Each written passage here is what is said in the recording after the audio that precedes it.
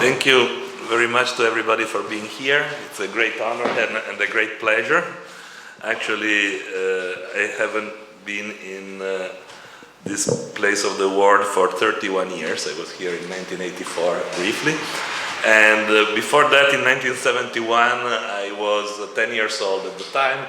And Tito visited Torino, my town, for closing some deals with Fiat, the car producer.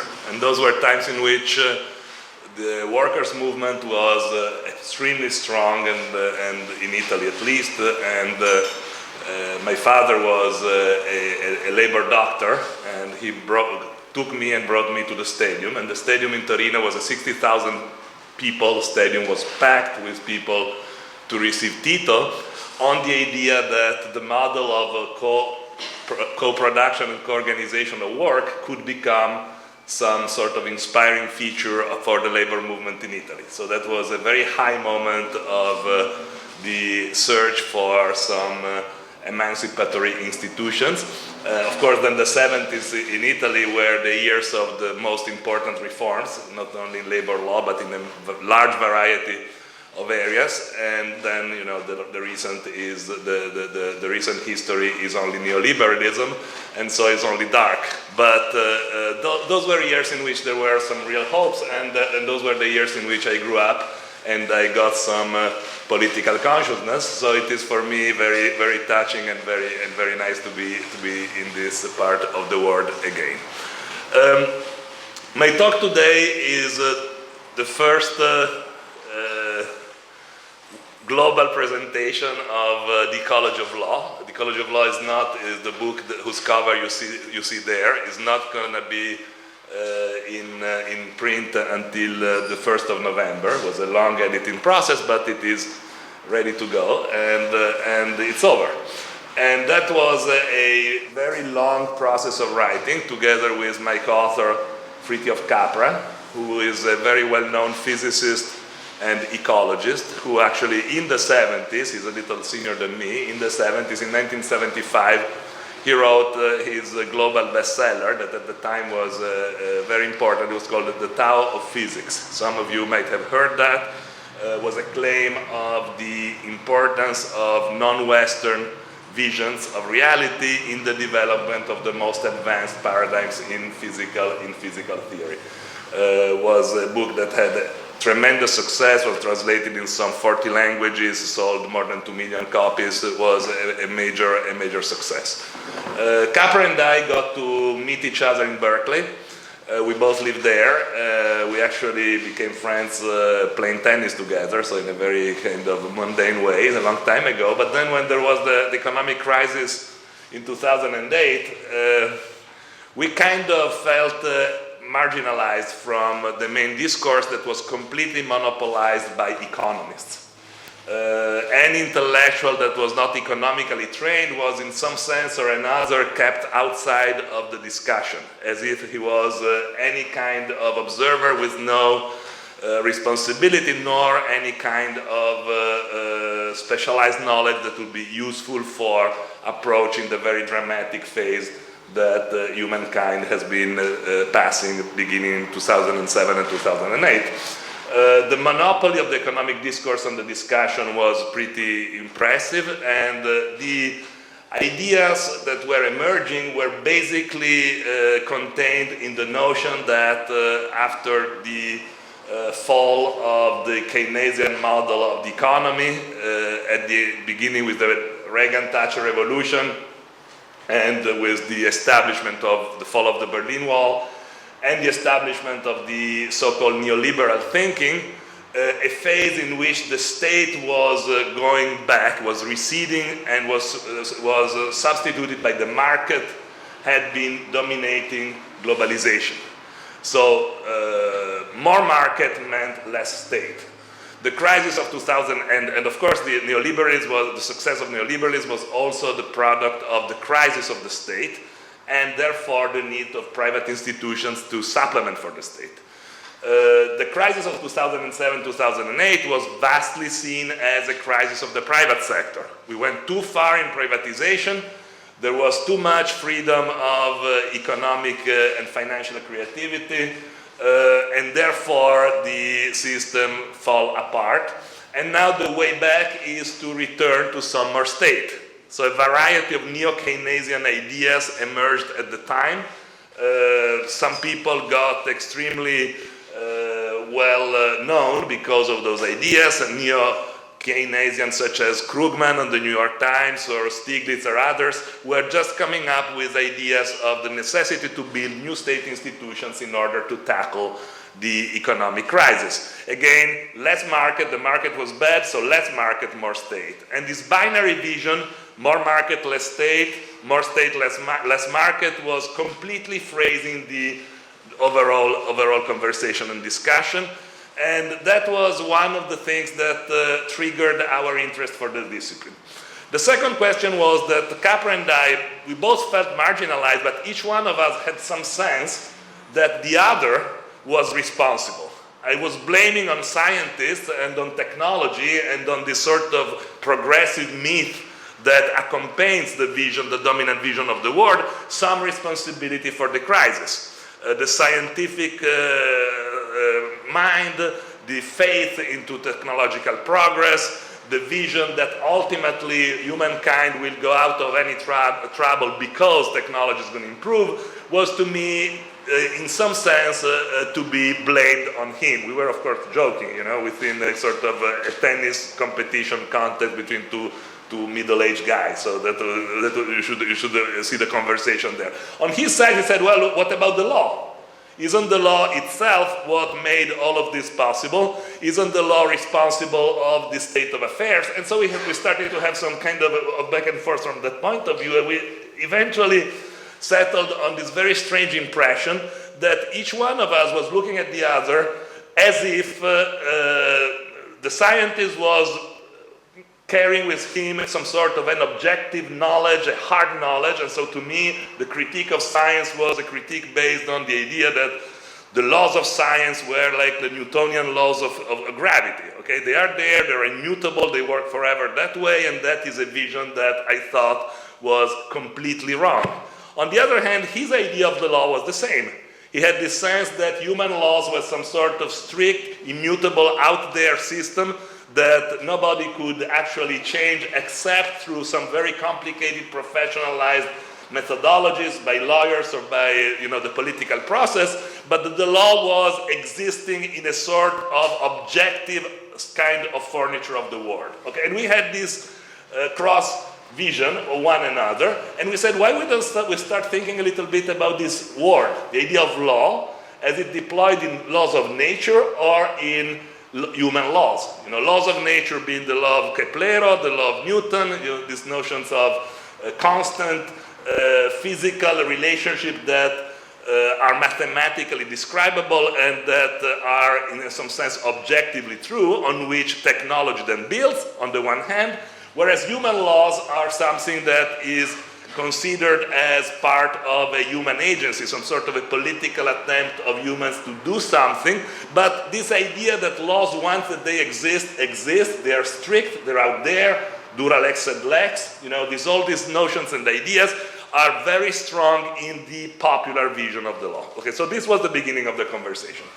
And then we both were very, we were aware of the fact that a large number of books were being published in the last few years about things such as the transformation in our way of thinking from the positivistic, mechanistic vision of reality to a more nuanced epistemological approach based on a relationship of quality, based on what is known as system thinking or ecological thinking. A transformation from Cartesian mechanicism into a body of knowledge and understanding of reality, which is based on a variety of relativity theories and a variety on quantum physics, on the science of the ecology, on notions of patterns of relationship, of relational quality, rather than mere quantitative relationships such as those described by Galileo in his famous vision of science. Okay? This transformation, these books about such transformations, ecological transformations of reality, are quite a number. There is quite a lot of literature in the so-called ecological thinking about those kind of stuff, but none of these works ever approach the legal dimension. The law is simply absent from the large variety of the ordinary conversations by politicians, by philosophers, by sociologists, by pundits about what is going on. It's like law is assumed as some sort of existing artifact that is out there that nobody cares to understand and describe in its own terms and to see how it structurally determines certain kinds of social and human developments in which we are in. And this is a very interesting, actually, observation, because if you think for a moment, while famous philosophers through the history of early modern time, humanism and modernity, are all individuals that the ordinary knowledgeable person would have heard of, lawyers, even the highest and most important legal intellectuals, such as the French Jean Domat, to give you one name, or even Hugo Grotius, or many, many others, are simply unknown to the general public. There is no awareness of the tremendous amount of legal understanding and work that went on in constructing the reality in which we live. The reality, the social reality, is made of law very largely. Law is not just a system of rules that is out there living its own life, but it is actually a very integrated part of the building of the intellectual discourse that builds the reality around us. And this is completely lost from the ordinary conversation, and it's maintained as a highly specialized degree of knowledge. There is more discussion about many other areas, but there is no discussion of the law. And we thought that this was something that lacks in the common consciousness, and without some consciousness on the way in which society reached the point in which we are, some diffuse consciousness, it is very difficult to foresee possibility to shift in different directions than those that are carrying us towards very bad results. The sense of urgency of this project grew while we were doing it. The data were arriving one after the other, from Lester Brown's Plan B to many, many other accumulated data that are showing now beyond reasonable doubt that we are living beyond the possibility of sustainability of the Earth. The current social organization rooted in the Western model of development is actually incapable to have an ecological footprint, which is one. We have one planet, we need to have an ecological footprint of one.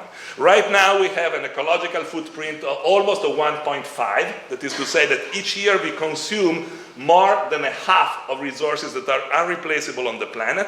And the reason why we have an ecological impact of 1.5 is only because in the global south, because of disparity, because of differences, because of plunder, because of historical violence, lots of people live well below the level of ecological footprints of 1. Actually, in Africa, they are below 0.5, and so on and so forth. If everybody were to live like our fellow Americans in the lands of the free, we would need 5 planets.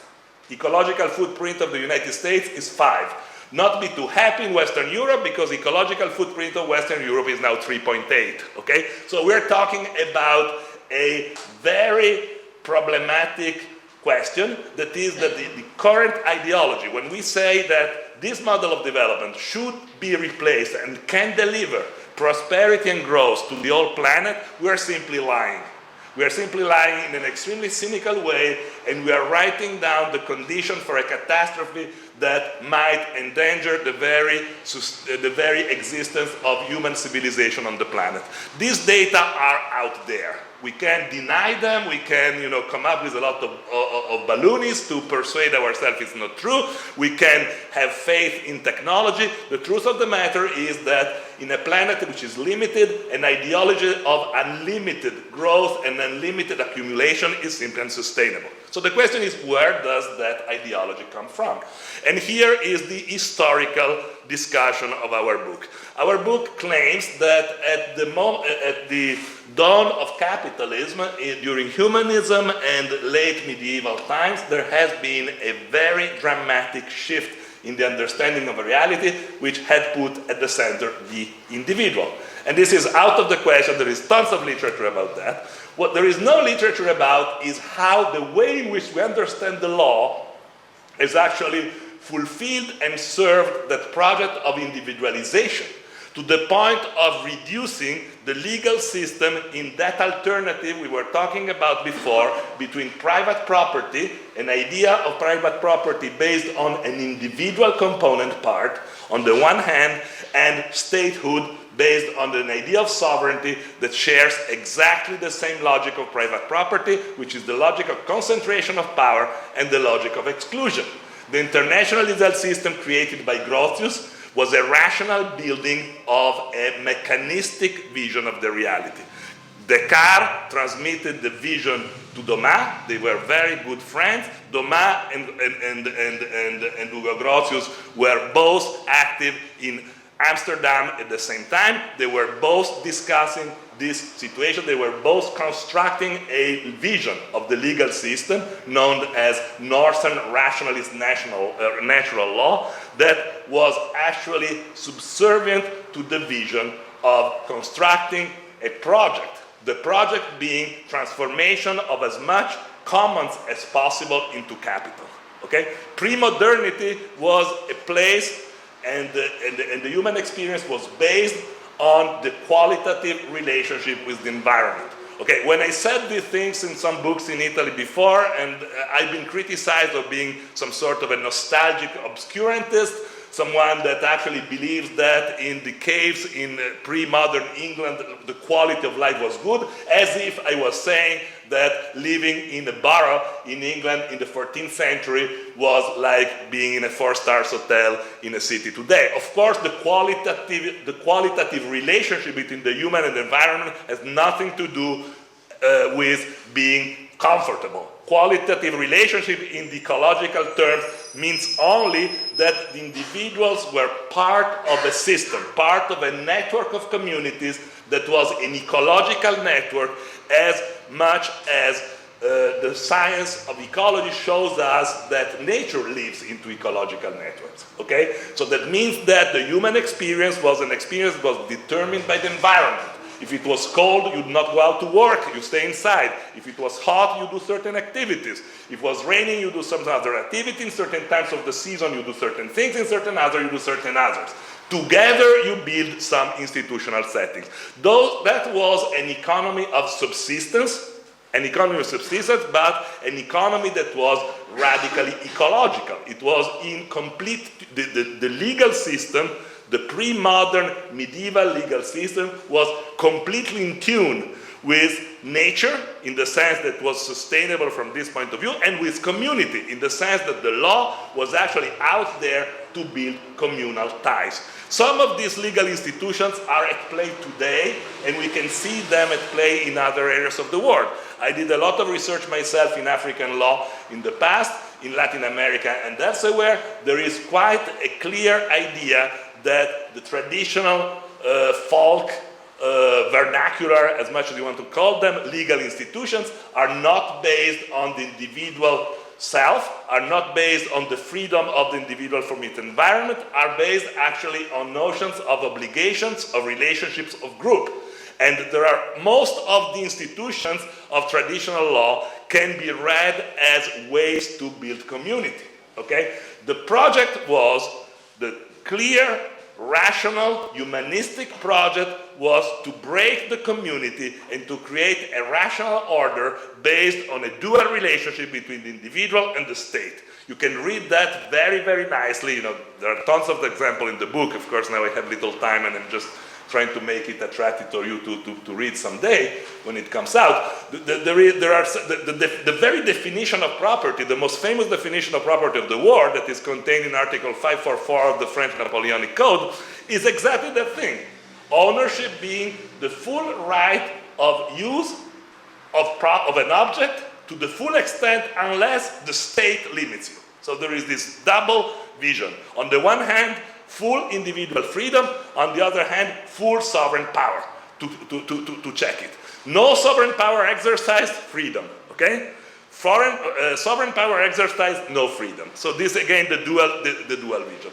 That project is what we call the mechanistic project in the law, and it reflects in a very interesting way the way in which scientists from Bacon on started to envision the relationship between science, knowledge, and nature.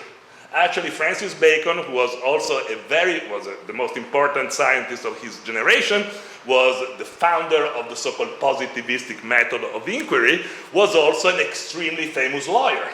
He was the chairman of the Court of Chancery in England. He was a great legal modernizer. His legal theories and his scientific ideas were actually very much connected with each other. For example, it was the first guy who imagined a reform of civil procedure in England in order to reach to the rational understanding of the truth. Okay, so the legal process was supposed to know what actually happened, which was exactly what he had in mind with the scientific method. And he used to say, we have to torture the truth out of nature. Okay, and in fact, this very language of the idea of torturing the truth out of nature clearly comes from his role as a great torturer in the Court of Chancery. So there was this very, very strong vision that nature was something that had to be dominated by the humans, was to be put at the service of humans, was to be changed and transformed in our interest, that the humans were actually to be disconnected from nature, because the only creatures connected to nature are animal and brutes, okay? And that was really part of the narrative of the time. But that narrative was completely justified by the state of the world. The state of the world was a state of tremendous abundance of commons. There were forests, there were lakes, there were animals, there were communal institutions of all kinds, there were guilds for production, artisan groups, merchants' guilds, there were extensive family ties, age groups organized legally, all sorts of institutions of cooperation, and all sorts of institutions for the long term. An example would be very interesting that has still a relevance today. The buildings of Venice. Everybody has been in Venice. The buildings of Venice are actually built on wood. There has been some wood that is in the water since 400 or 500 years. And so you wonder, how is that possible, that wood stays in the water that long? Well, because the process of creation, of seasoning that wood, was a process that was long 3, maybe 4 generations. There were communal institutions, such as the Premiata Comunità di Fiemme in Trentino, that was actually dealing with this forest, maintaining this wood in such a way that then it becomes as solid as stone. Actually, even in the ordinary mountain village in Italy or France, still the grandparents were preparing the materials for their grandsons in order to build their houses. So it was an idea of community, and again, yesterday Mastruzzo pointed at the Pope Francis encyclical. On that point of view, was a vision of community that was not limited to the notion of a small community of people checking on each other in a little mean way, the way in which the narrative of enlightenment kind of downplays community. Who wants to live in a community? I want to be free. I want to be happily free. The community is actually something that closes me. Okay, but that was not the sense of community. That is not the ecological community. The ecological community has the time dimension into it. It's something that receives knowledge from the past and keeps the knowledge in trust for the future. Those that are not yet born are part of that community. If you look at human experience as in an ecological idea, you have to incorporate in the vision all those other dimensions that the reductionist mechanistic approach that was starting from Descartes with this idea of the res cogitans as opposed to res extensa, this idea of the human as the thinking being that is the only one who is not part of what is thought, that notion and all the tremendously important development of the time has produced this sort of complete isolation, mechanization, and vision of the human relationship as a relationship based on one and one only legal concept, which is the concept of private property, which is at the foundation of every other right, which has been connected with the idea of freedom. And in connecting the idea of property and the idea of freedom, we have introduced a grant for unlimited accumulation of resources in the hands of one individual at the exclusion of all the others. If on that thing you add the other point, which is the unlimited possibility of capital to grow, you see, the unlimited possibility of capital to grow, and the institutional possibility of capital to grow. It was also discussed yesterday. This vision that in the corporation institutionalizes the possibility of unlimited growth, institutionalizes the profit motive, institutionalizes the short-term time span of the economic action, and it institutionalizes a vision of homo economicus, which is actually institutionally true when you talk of the corporation.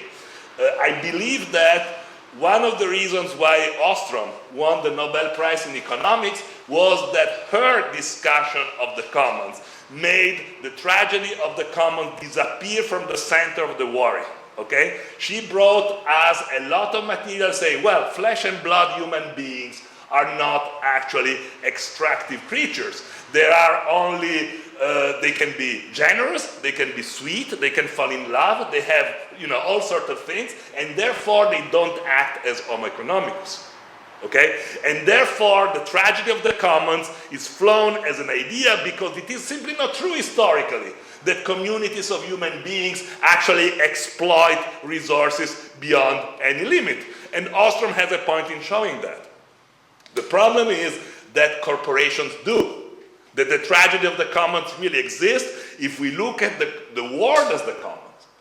And if we look at the inhabitants of the world as those capitalist institutions that are actually constructed to extract, freely extract. The world is really a common of no law, as opposed to corporations that are stronger than the legal systems and that they are capable to roam the world as a common, as they always did from the beginning, thanks to the theory of Ugo Grotius of international law, thanks to the idea of the limited liability of corporation, and thanks to the theory that actually founded international law, by which, corporations have a privileged status as in front of governments, in the sense that they only have rights and they don't have duties.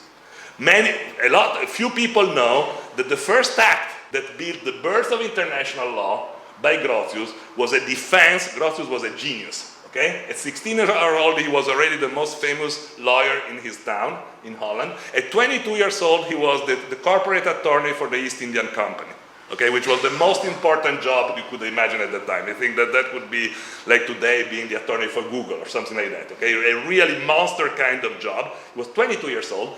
And, what happened at the time was that the East Indian Company attacked a Portuguese boat, and plundered everything that was on that boat and took it home. And was as much gold and stuff that also the Portuguese had plundered themselves somewhere else in the global south, of course, but it was so much gold, okay, that it put the books of the East Indian Company in good shape for 5 years to come, okay?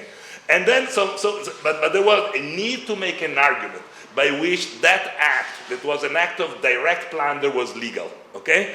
And what Grotius came out with was his book that then became the famous book Mare Liberum, this notion that the world the sea is a common, okay? And the Portugal was trying to claim some kind of property rights on the sea by having routes reserved to its boats. And therefore, because the corporations have a right to exist based on Locke's theory and all the theories of natural law, and the right of existence of the corporation was endangered by the political claim to divide up the world to divide up the sea in reserved routes, they had a natural right to defend themselves by attacking those illegal routes, okay? And that was the foundational act of international law. So international law was founded to give legal justification to an act of aggression by a private subject against a state on the claim of state responsibility and corporate rights, which is exactly the situation of American international law today. Okay? If there is some kind of responsibility that belongs to the states, there are some attempts to limit the responsibility of the states in what they can do abroad. There is no such a doctrine to take care of the scandalous behaviors of global corporations in producing slavery, producing extraction, destroying the environment, killing the people worldwide for the profit motive in the short run. Okay? That structure is the direct heir of the birth of modernity in scientific thinking and in its translation into law. Okay? Now, examples are many. The point is that today the conditions are completely different from the conditions at the time. Whereas at the time of Grotius, you could argue that there was a need to accumulate some capital and therefore to transform commons into capital. Because without capital, and even Lenin says that, okay, without capital, you cannot start any project of emancipation and development because the existence is brutally limited to subsistence, okay? And so there was a project. What Jean Thomas, Potier, the great jurists were thinking at the time was, how can we put down institutions, private property, state sovereignty, freedom of contract, corporate charters, liability for nuisance, for liability for fault, all these general notions of private law that could actually create incentives to transfer commons into capital because capital was needed. Okay? That was the birth of modern private law. Okay? Completely connected to the mechanistic vision, but functional to a project that made sense at the time. However, we never changed the project. And today, the ratio between capital and commons is completely changed. The success of the legal structure envisioned by those guys, the success of the economy of law, was such that in little more than 300 years, now we have staggering amount of concentrated capital. When the crisis hit in 2008, they calculated that we had about 10 times more capital than the gross domestic product of the world. Okay, so the amount of financial accumulated capital was tremendous, and the commons are suffering everywhere. Not only the ecological commons, which are obvious on the numbers I gave you before, of the ecological footprint, of the global warming, all of that, but especially social commons. Capitalism, in its legal structure, has been tremendously successful in persuading each one of us that the sense of life is to be free to accumulate, to shop, to consume. That is what actually we should do, and the best way of doing it is be free from responsibility to become market actors that are then translated, in legal jargon, into consumers. But that made us lose the idea of citizenship, the idea of participation, the idea of political engagement, the idea of group building, the idea of being part of a community. Okay? This was a legal, an economic, and a scientific project. Okay? Now, this project has brought us at a point in which, if we keep this way, as we are keeping, we are going to crash in very little time. There is no question about that. Might be early, might be late, but there is no sustainability of this model. So what we need to do now, and this is the call of the book, The Ecology of Law, is to imagine a revolution in the way of seeing the law that allows us to transform, to develop in our legal, political, and institutional learning some of the things that we actually have learned in our scientific observation.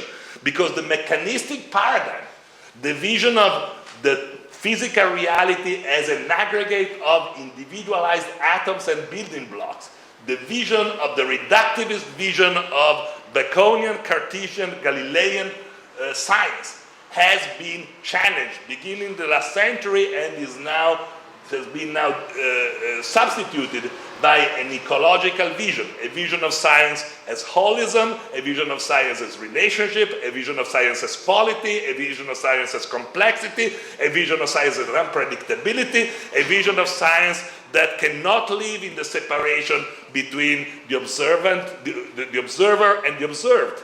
The observer and the observed are compenetrated. Simply, if you get two observations that go a little in a smaller dimension, we see the reality in a completely different way. In social, legal, and political institutions, that transformation has not happened.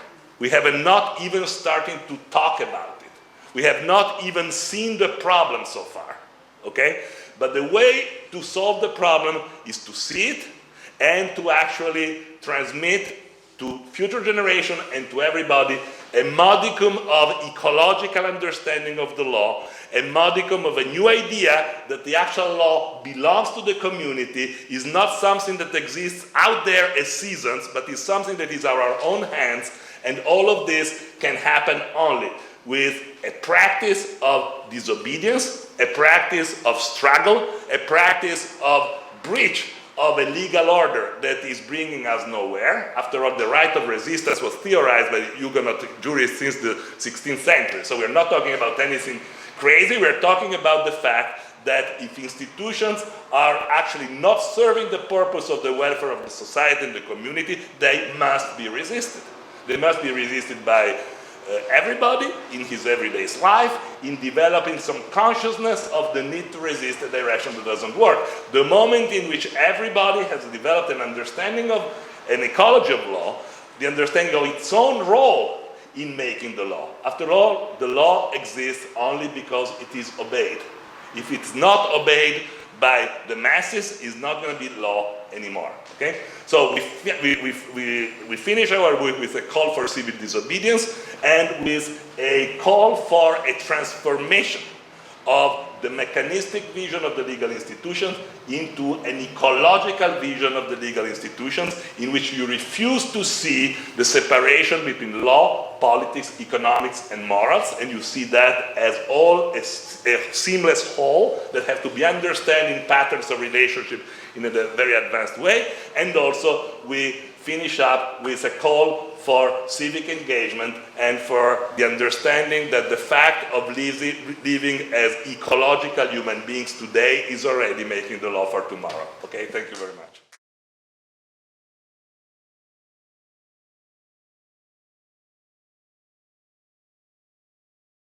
You all to join the discussion. Do you have any questions or comments or anything like that? Do you have any water?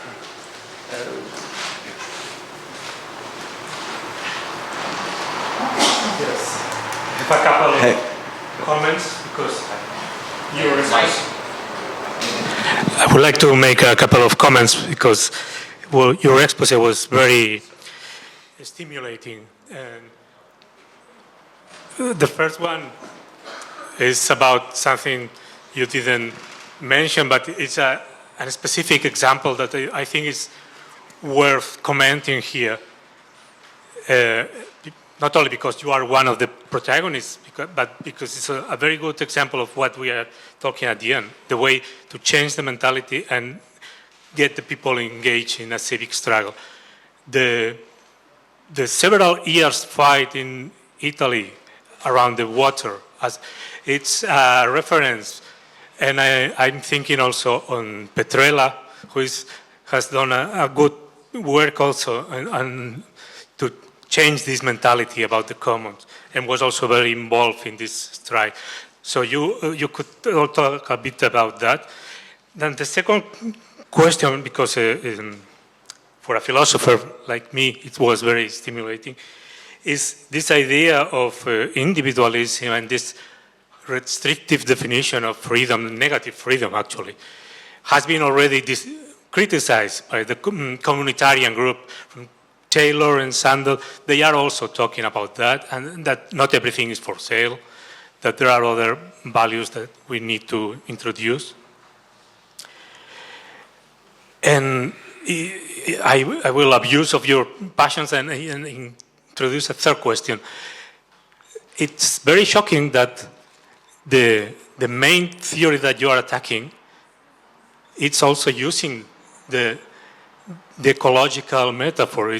I'm thinking of Teubner and his self-regulating systems that are so-called, well, it's not really self-regulating, but that's the ideology of the global governance that didn't need to be regulated by the state. And they use also this language of ecology. Thank you. Well, the water referendum in Italy is basically what I would say inspired, if I can make a parallel, certainly inspired this book, because in 2011, we actually realized that in a quite complex situation like the Italian political system during 20 years of neoliberal policy, it was possible by a network organization from the bottom up on a very simple, basic idea that myself, Rodotà, and a few other jurists put on the table. That was that of the commons. It was possible to mobilize 27 million voters against the media system and against the political system and to actually win a referendum, okay? That was a turning point in terms of, because nobody at the time in Italy would ever had put a coin on the possibility that we could win the referendum. The referendum in Italy requires a participation of more than 50% of the people, okay, which is huge. Today in Italy, less than 50% of the people voted the political elections, okay? So we're talking about a quorum of validity that was just unbelievable, and we made it, okay? And we made it through, without the use of the corporate media at all. We had one newspaper that helped us, was Il Manifesto, one newspaper. And we had actually a lot of willingness to sit on trains and to travel in the remote parts of the country to engage in discussions with the people in groups, sometimes as small as 30, 40 people, okay? In remote places that you reached with like 4 or 5 hours of train, okay, to discuss these things.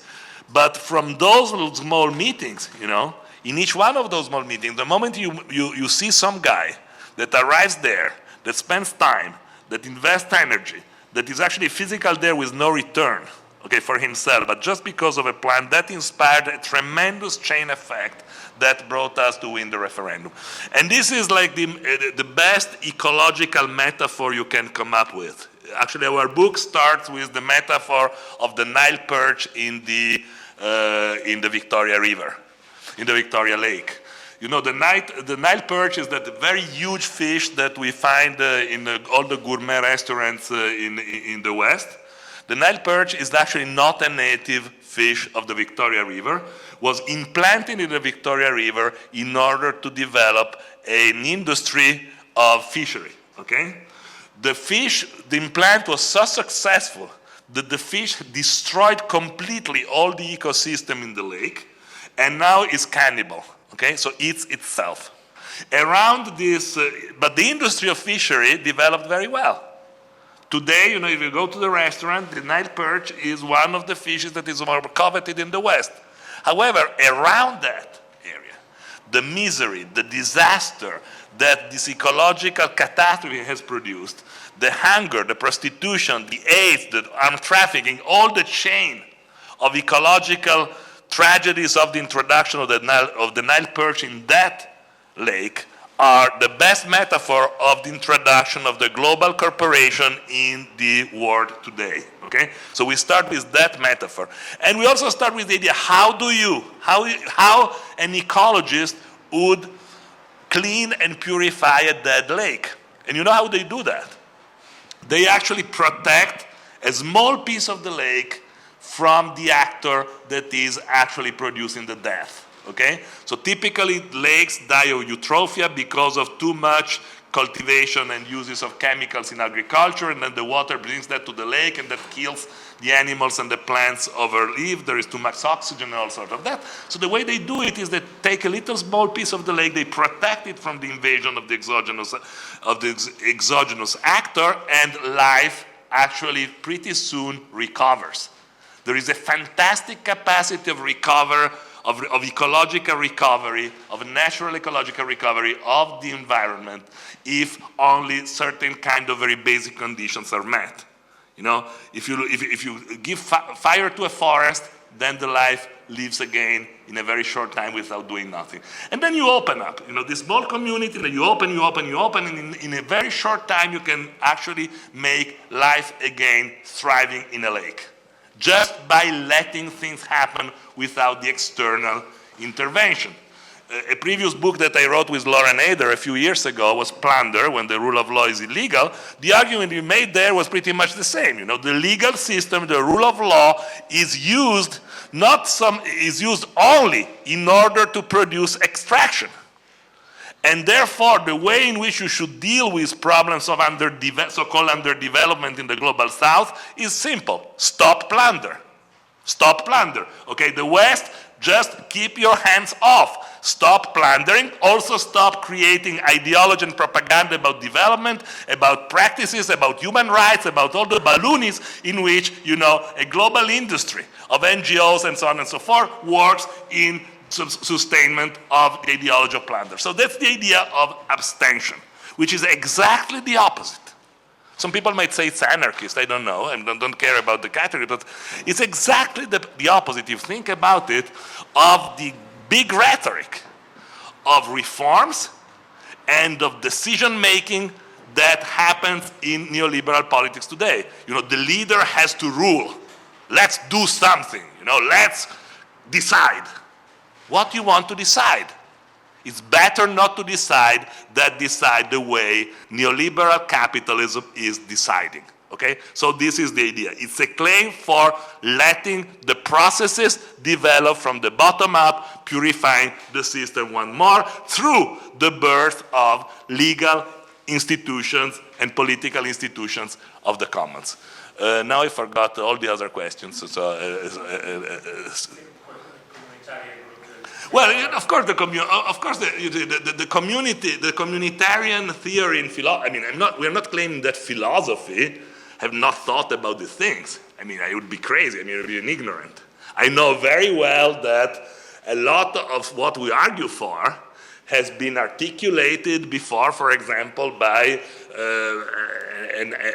a number of philosophical theories. People like Rota, all the critique of objectivity, all of that is out there, you know, from Nietzsche on. I mean, there is nothing new in that. What is new is that all that discourse, including the communitarian versus individual discourse, remains stuck in the level of the philosophical discourse without a capacity of transforming itself in an understanding of the institutions, okay? And this is also part, I think, of a project, a very clear project we discussed in the book During Modernity, that was the project of separating disciplines, okay? So natural philosophy, philosophy used to be called, science was not separated from philosophy, from law, from the arts. During modernity, separation of knowledge is also a strategy to go in that direction, and we discuss all of that, yeah. It's really a book about institutions and political processes and tries to develop some sort of a vision for the future. Okay, unfortunately, we have time for 2 more questions. I would like to touch your theoretical background. Is it necessary or meaningful to abandon so-called Cartesian paradigm altogether? You said we have the amount of the hard facts or dates, but I mean that these facts are built on the Cartesian scientific paradigm using mathematics or graphs or other devices of the contemporary science, Cartesian science. And these Cartesian conditioned dates enable us to show that we overpassed to limit of to sustainability. And we can say as well that, for instance, Marx and other belong to the Cartesian paradigm as well, and we lose some important devices to resolve to contemporary condition, I think. Well, this is a very, very good question, and I appreciate it because it gives me an opportunity to locate the work we're doing. This is a bold critique of modernity, okay? In particular, it is a bold critique of Western modernity. So the idea was, let's place responsibility where it belongs, okay, in terms of where we are now. So we are not disputing the fact that major advances happened in the West through, Cartesian thought, through technology, through analysis of a variety of kind, including some political emancipation and all these kind of things. There is no question and no critique of that. However, there is a very clear sense that we moved beyond the mechanistic paradigm in science. So I disagree with you that the data that come out in the Blumstrand report and in the report on the weather are only possible because of the scientific method of Descartes. Actually, the best reports are based on ecological understanding of science. And we have much more than hard data of those that economists like to use in their papers to see that civilization is in danger. We have qualitative analysis, we have the arts, we have sensibilities, we have, all sorts of things. We have, long-term projections, we have observations that go well beyond whatever Galileo would have considered to be scientific. So that is not the point of your question that I buy. Of course, when I say we know beyond reasonable doubt, I say, given the conditions of knowledge in which we operate, which are conditions of knowledge that today are well beyond the old mechanistic Cartesian paradigm, we are elsewhere, okay? Given those conditions of knowledge, we have a good argument to say that those people that deny global climate change are actually being paid by Goldman Sachs, period. We know that there is a corruptive process of capitalism and that capitalism grows through corruption. I hadn't to go through the capitalist critique since we are in a conference against capitalism. I assume that those things we share, okay?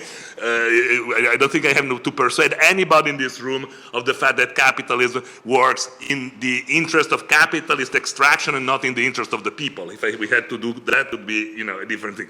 The point is that those visions, including Marx, have crystallized in an institutional vision that we do not know, which is still Cartesian, okay? So we do not know this construction of the legal system in some out there, what is legal and what is illegal can be measured objectively against some kind of a framework that we assume as existence in its own term. And this is true of Teubner.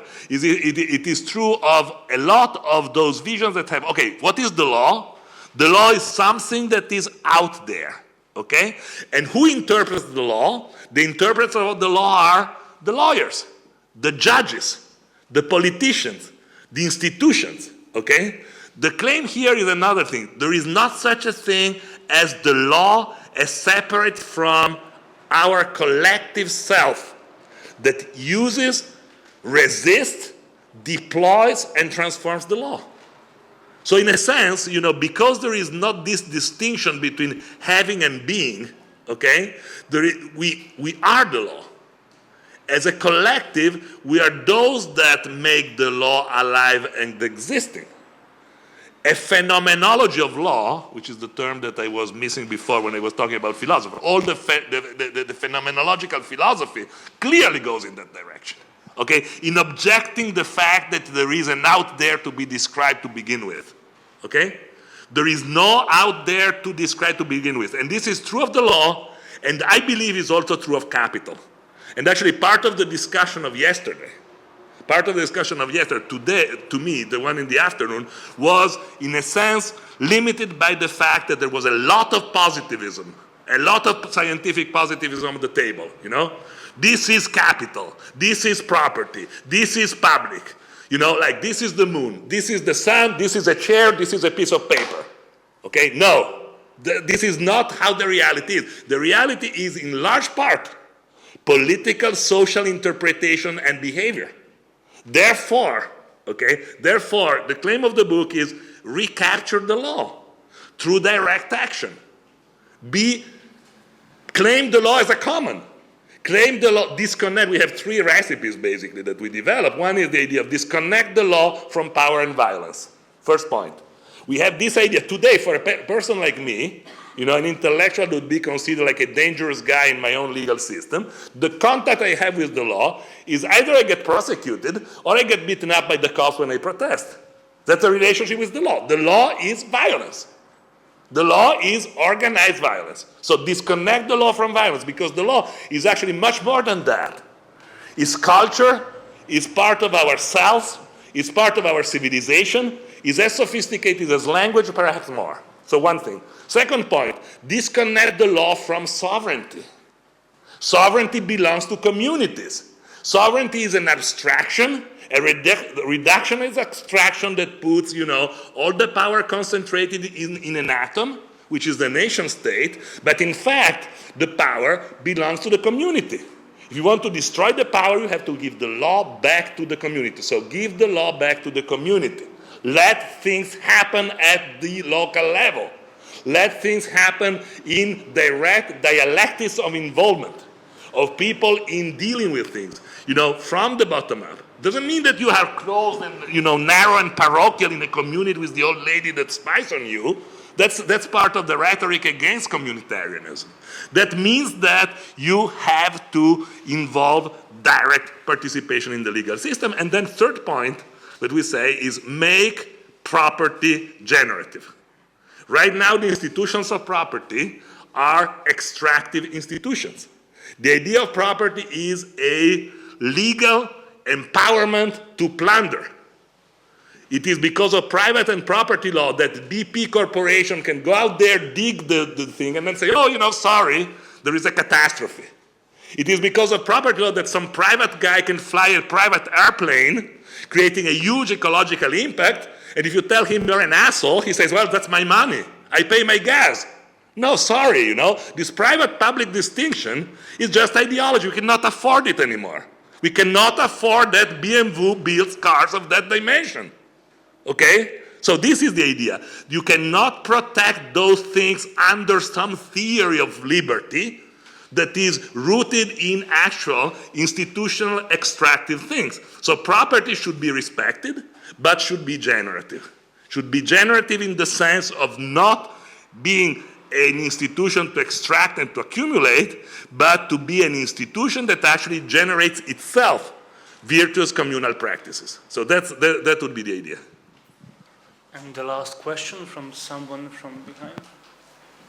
Yes. I thought there will be. Well, I'm very pleased to listen to your talk. I think we are involved in the very same international network which will meet in Venezuela around the issue of commons. But I would combine I think I'm thinking within your point of view in a way, but combining it with a Marxist, a socio-ecological point of view, which is to put socio-ecology of the law as the task. And I will send you, I have no time here now to develop, but I think it was very necessary to integrate within the Marxist point of view a critical approach of the real socialist experience also. And I've made such an article, both of the different kind of capitalist logics in the productivist disaster, ecological disaster, and also the bureaucratic aspect. But my question is on 2 points. First, when you speak of the state at the very beginning, state and market as opposed, I do believe that the neoliberals' counter-revolution was not the reduction of the state for more market. It was the transformation of the state and to suppress within the state all what could be social, not only redistribution, but social production, social tasks, and so on. Within the capitalist system, Keynesian kind of, but also, of course, outside. So the second point is in the project of law, the way you say the law must be based on the community, but the community is based where? So there are articulation of different territorial spaces. And there's an issue of elaboration of law also at national and international level. And through that, there is the question of law against law. That is the problem of relationship of force. It's not only a question of idea. And there, I do believe that we have to discuss the political level, articulate from the local to the planet, to resist to the real existing capitalist way of imposing its law. So that's the problem. Well, first answer, I started telling you the story of Tito. I thought that was enough to tell you that I drank Marx in the milk bottle, okay? So to me is part of the very foundational construction of myself since I was a small kid. So there is no question that, this book builds on Marx, whatever this means. I mean, I don't think there is any rational reasoning about social reality that doesn't build on Marx to begin with, okay? So this is, sure, I mean, we have some more sexy ways to put it, into trendy paradigms of academic research. I would be happy. I'm a lawyer, so I'm limited by my cultural practical sort of experience, and so certain things I don't know. I would be eager to read materials. I'm sure that there is stuff, because even in the readings for this book, I read a lot of stuff that sounds the same way. But this is a book about the law. So this is a book in which I teamed up with Capra because I needed to talk about the law in a broader scientific perspective. But it is a book about the law.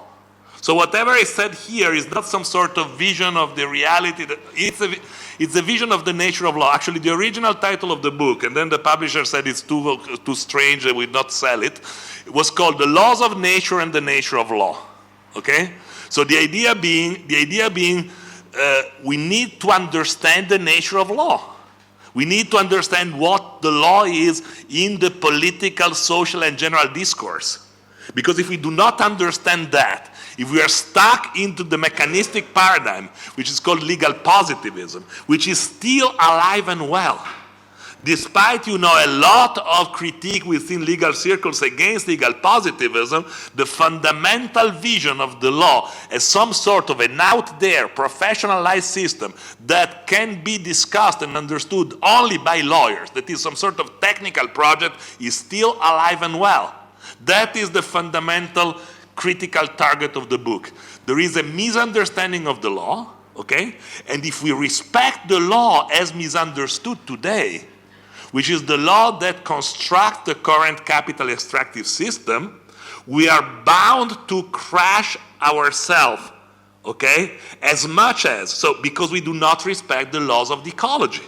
If you respect human laws as they are today, captured as they are by capital extraction, we then violate the fundamental laws of nature that are the law of life reproduction, which are laws in the long run and that we have to respect.